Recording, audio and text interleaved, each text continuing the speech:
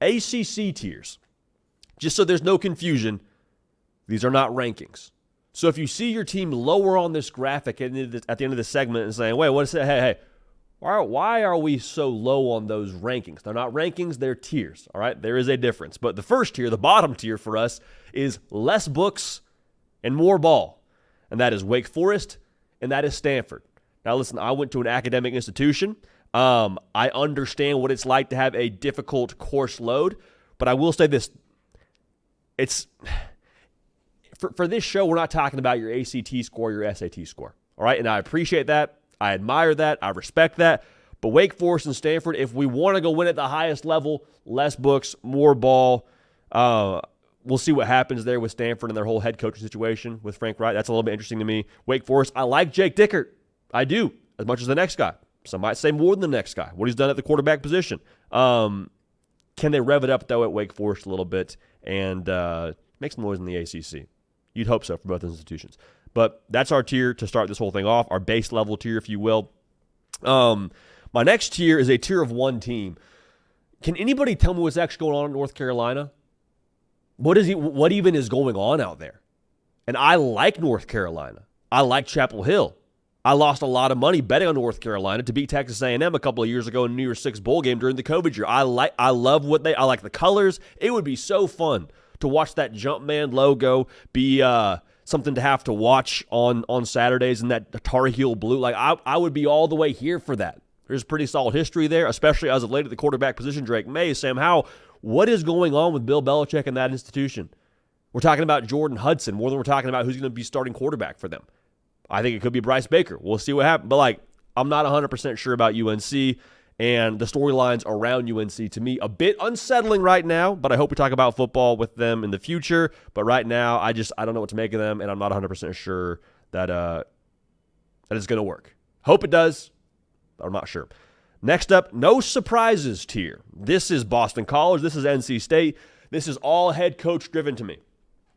Bill O'Brien, Dave Doeren, I feel like I know what I'm getting in both schools. Now, Boston College went out and grabbed Dylan Lonergan via the transfer portal. Previously, a lot of Alabama fans were excited about him. Now he's at Boston College. We'll see how the ceiling looks for either one of these teams, but I feel like the floor is relatively high. For NC State and Dave Doeren, I feel like, again, I know what kind of outfit they're going to be. Be physical on defense. They're going to have a gritty personality to them. You lose Casey Concepcion, it's a bummer, but I do think overall the floor for NC State and for Boston College is probably somewhere around bowl eligibility. We'll see if they can do more than that. Now, this next tier is probably, I don't want to speak to it authoritatively. I think this is our thickest tier when it comes to teams we've had so far. Cato nodding his head. Portal quarterback roulette. Y'all don't look now. The ACC is making you have to re-examine your preseason roster for your favorite team. Syracuse, Duke, Florida State, Cal, and Virginia all roll the dice a little bit, and a lot of their hopes resting on a portal quarterback. Here's the thing. Any one of those portal quarterbacks for those respective schools could massively change what they are in 2025. Like Thomas Castellanos at Florida State, if he pops in the Gus Malzahn system, very big if, but we've seen Gus Malzahn, we've told you before here, took a former defensive back and took him as a quarterback all the way to the national championship game. So far be it for me to tell you can't do something good with Thomas Castellanos out there in Tallahassee. Duke, paying Darian Mensah a pretty penny. It's a team that won a lot of football games a year ago out there in Durham. Do they repeat and kind of maybe elevate things a little bit under Manny Diaz? Y'all, we are as pro-Syracuse as any sports media show that does not have a Syracuse grad a part of the show. Steve Angeli is that guy. From what we were hearing behind closed doors leading up to this upcoming spring, doesn't look like he thought he was going to win the job in South Bend, but doesn't mean he still can't throw the football at a high level. I love what he did last year against Penn State in the playoff game for Notre Dame. Bottom line, I like Syracuse. I love Fran Brown. If Fran Brown is co-signing you, that means a lot to me. Virginia and Chandler Morris. Chandler Morris kind of been around the block a little bit here. You probably remember him most vividly from his time at TCU, but he's been he was at North Texas most recently. Who knows? That's the best way. Who knows with Chandler Morris? I think there's something there. And then Cal Devin Brown at one point in time was a 5-star prospect.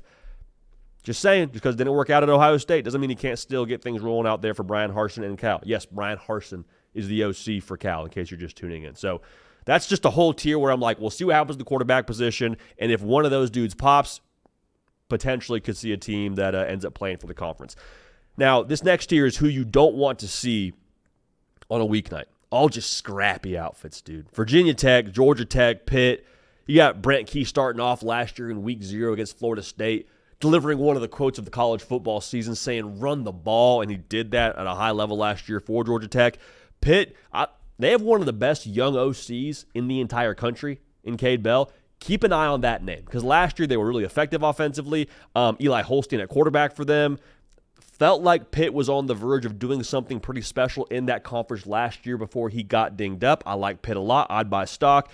Virginia Tech and Kyron Drones, I mean, just a tough brand of ball they're playing out there in Blacksburg. But going back to what this tier is all about, I don't want to see any of those teams on my schedule on a Thursday or a Friday night.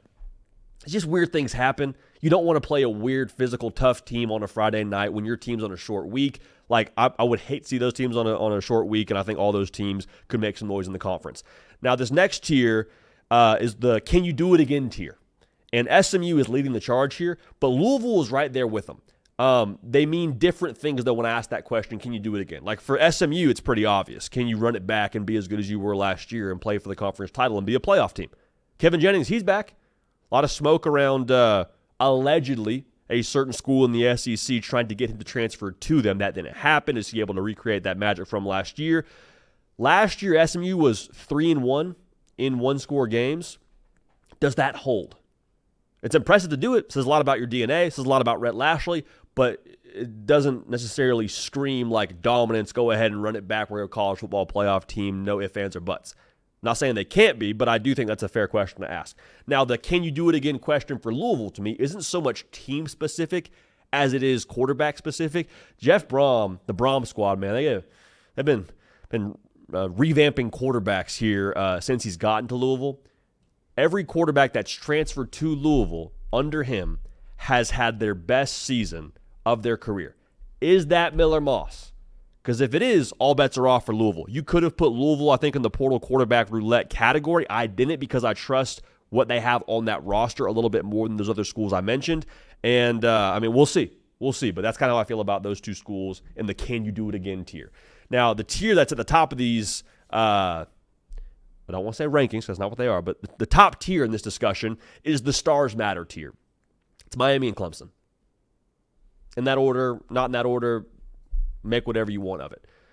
At the end of the day, talent still matters the most in college football when it comes to your first degree of having success. Like, it's talent and then it's culture, then it's game plan, then it's coaching, then it's like there's a bunch of things that follow after that. But if you have the talent, I'm going to put you in the top of the preseason tiers. And right now, that's Miami and that's Clemson. Mario Cristobal, several top 10 classes in Coral Gables. Dabo Swinney, number 1 returning production in all of college football with a quarterback in his 3rd year in the system with some absolute dogs on the outside. Absolute, not absolute, but actually absolutely have some dogs on the outside. And I love the way they're built. I think both those teams, obviously, based on what the Vegas odds are the favorites to win that conference. But that's why they play the games. They don't just have you do the Vegas odds, because if they were doing it via Vegas odds, we wouldn't get the wonderful thing that is the college football season. So to recap it here, our ACC tiers. Bottom tier right now, less books, more balls, Stanford, Wake Forest. I love the ACT angle, but let's spend a little more time out there on the grass, huh? What is even going on in Chapel Hill? I don't know, but I can't wait to watch. No surprises from Boston College and NC State, Dave Jordan and Billy O.B. Portal quarterback roulette being played across the board in the ACC, Syracuse, Duke, Florida State, Cal, and Virginia. And then who I don't want to see on a weeknight, nothing against them. Nothing personal. It'll probably be a great hang, but I don't want to have to play them on a short week. Virginia Tech, Georgia Tech, and Pitt.